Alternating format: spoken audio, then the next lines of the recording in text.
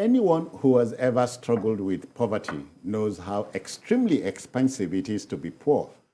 You know, as cynical as this statement sounds, it's brutally close to the truth about my country, your country.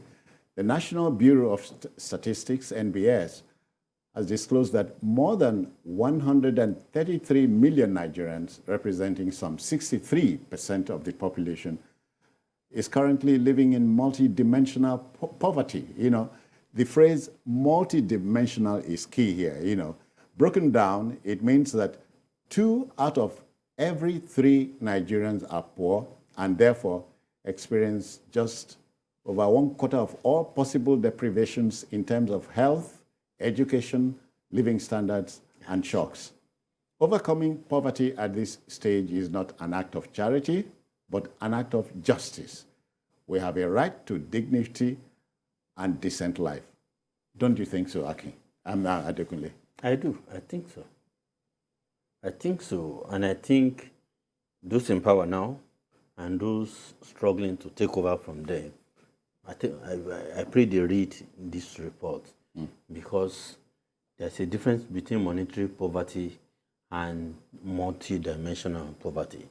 So when you look at monetary poverty, which is easier, it's lower it's lower in Nigeria than multidimensional poverty. I think monetary poverty should be around 43 or 42 thereabout. But when you talk about multidimensionality of poverty in Nigeria, it's over 60%. And in your intro, you even explain it, or I don't need to define it. You see people, you know, the bulk of Nigerians, cooking with, charcoal, cooking with firewood, cooking with. There are so many sort of clean energy. When you look at the bulk of people, live in the rural areas.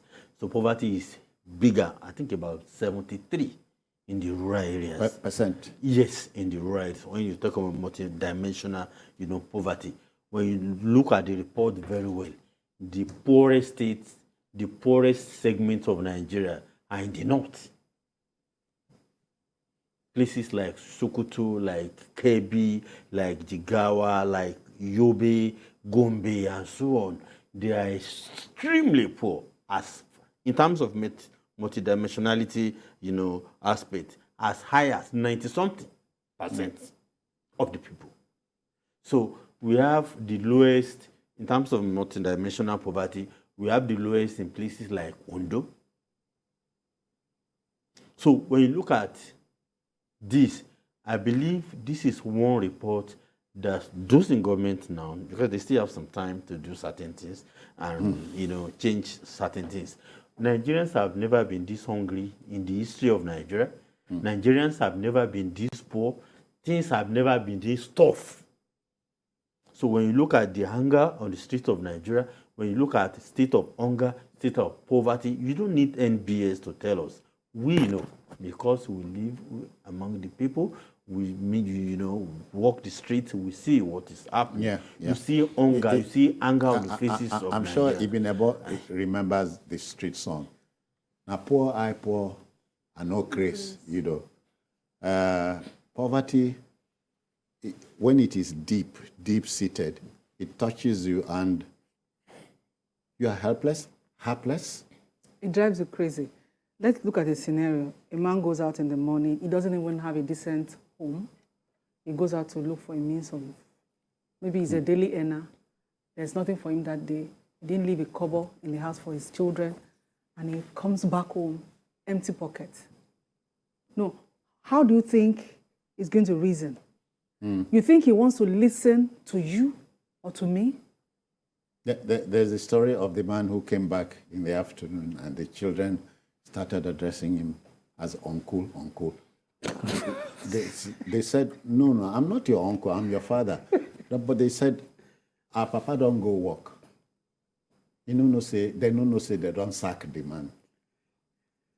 People are really suffering. I've always said this. I said, I asked someone something. They said, change is inevitable. Yeah. So our own change, is it getting better or getting worse? Because since over 36 years ago that that SAP was introduced, the economy started falling, and it is still falling. You remember Vision 2020? It was us, like, to yes. us in the 80s, it was a far-flung. Exactly. It was like 2020. That's it. That is far. Yeah. And now we are in 2022. And we are still singing the same song. 2050. People are suffering. Oh. Sometimes you go sometimes when I drive past some places, you see these scavengers. They are not just, they are looking. I saw a lady works in a restaurant, and she was telling me about how she had to keep leftovers for some families to come and pick.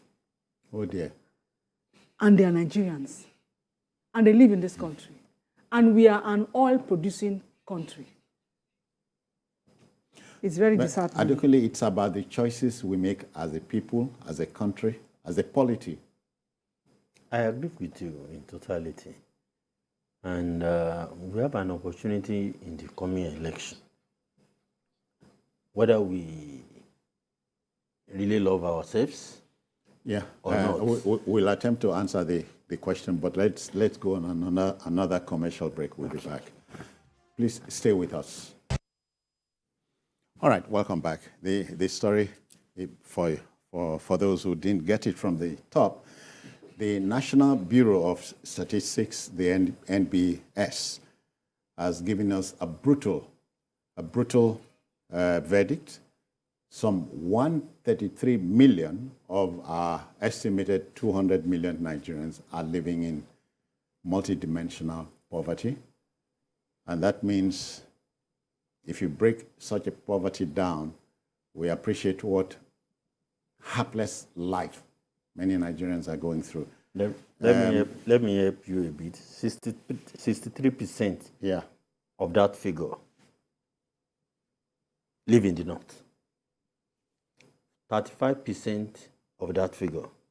And when I say 63%, I'm saying 86 million Nigerians who are multidimensionally poor are from the north of Nigeria. Then, avoidably, that's another topic. I'm talking about the report.